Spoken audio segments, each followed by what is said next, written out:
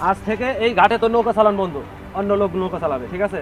বাজান, মাঝিরা যে মানুষ না তা আমি আগে জানতাম না। আমার এই পোশাক, গাড়ি এগুলো আমি চুরি করি নাই, এগুলো আমার যোগ্যতা দিয়ে অর্জন করে নিছি।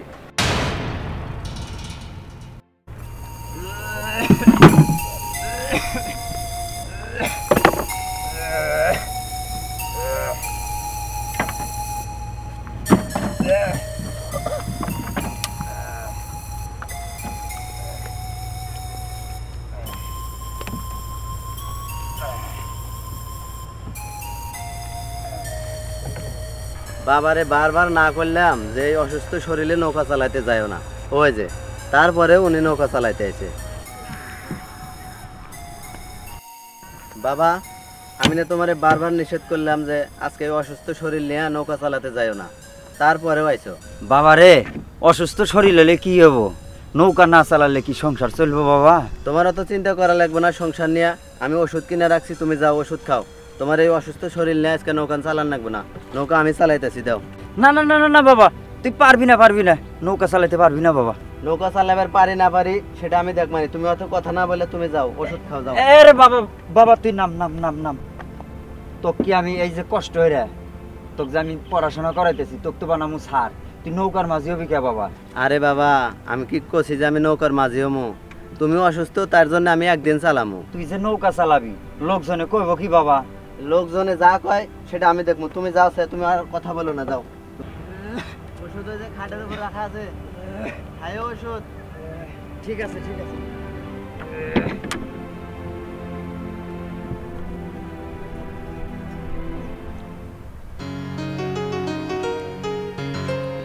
এই মাঝি, ওই পারে যাওয়া যাইব কি? জি স্যার, যাওয়া যাইবো, আসেন স্যার আসেন।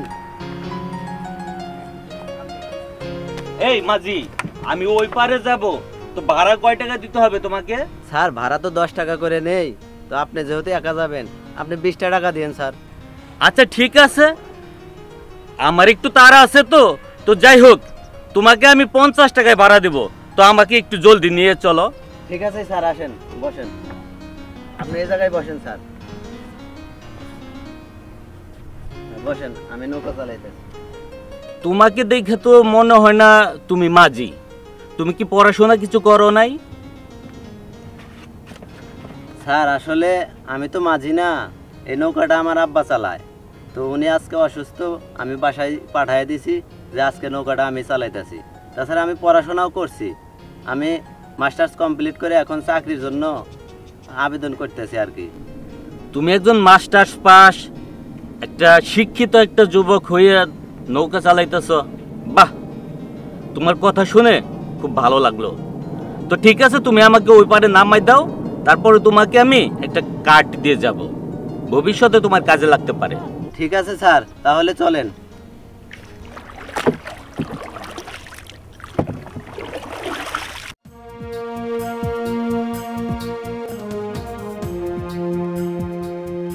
এ মাঝি, এদিকে আয়।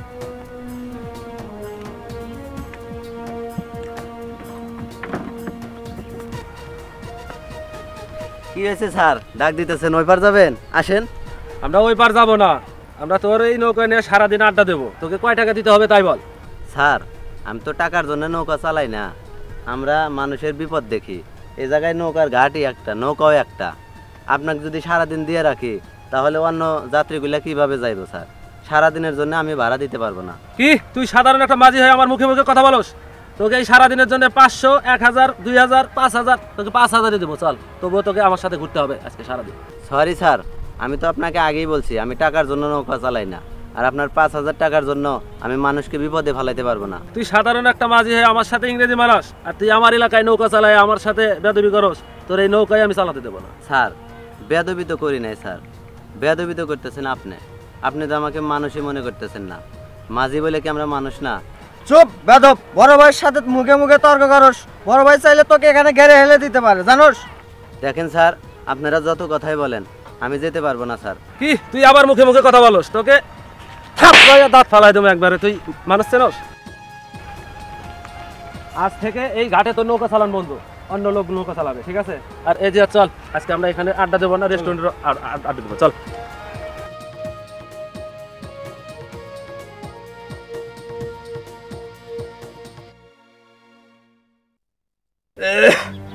ছেলেডো আমাক কইলো যে বাবা তুমি যাও ওষুধ পানি খাও গা, মোটামুটি শরীরটা একটু সুস্থ, কিন্তু আমার তো চিন্তায় মাথা খেলতেছে না, নৌকা কি চালায় পারবো না ডুবে ডুবে দিব। বাবা ওষুধ খাইছ? হ্যাঁ ওষুধ খাইছি। তোর মনটা চেহারা এরকম কে বাবাজান? বাজান, মাঝিরা যে মানুষ না তা আমি আগে জানতাম না। মাঝিদের তো কেউ মানুষই মনে করে না বাজান। তাছাড়া তুমি আমাদের এত কষ্ট করে মানুষ করছো বাজান, আমি আগে জানতাম না যে একজন বাবার সন্তানকে মানুষ করতে এত কষ্ট হয়। বাজান এই জন্য কইছিলাম তুই নৌকা চালাইতে পারবি না, কারণ ওখানে কিছু বকেটে পোলাপান আছে, ওদের ব্যবহার ভালো না বাজান। বাজান, সন্তানকে মানুষ করতে যে পিতা মাতার কত কষ্ট হয় তা আমার ধারণা ছিল না বাজান। আজকে আমি নৌকা চালাবার যে শিক্ষা পাইছি, একজন বাবা যে সন্তানকে মানুষ করতে কত কষ্ট করে বাজান, এই বাপের ঋণ মনে হয় সন্তান কোনোদিন শোধ করতে পারবে না বাজান। তুমি আমাকে মাফ করে দিও বাজান।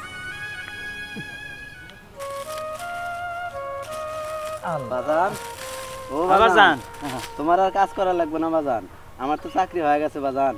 কও কি বাজান, তোমার চাকরি হয়েছে? এই দিন দেখার জন্যই আমি এত কষ্ট করছি। আমার অনেক ভালো চাকরি হয়েছে বাজান, তোমার আর নৌকা চালাইতে হইব না বাজান। তুমি যে এতদিন কষ্ট করে আমাকে মানুষ করছো, আল্লাহ তোমার দিকে তাকাইছে বাজান, আল্লাহ তোমার দোয়া কবুল করছে। আমার অনেক বড় চাকরি হয়েছে বাজান। তুমি জানো আমার কোথায় চাকরি হয়েছে? ঢাকা শহরের অনেক বড় বিখ্যাত লোক সে।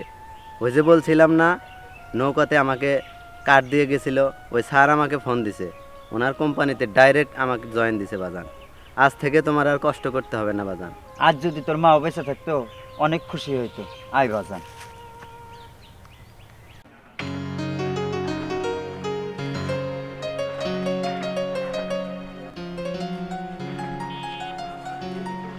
কিরে তুই সেই মাঝি না?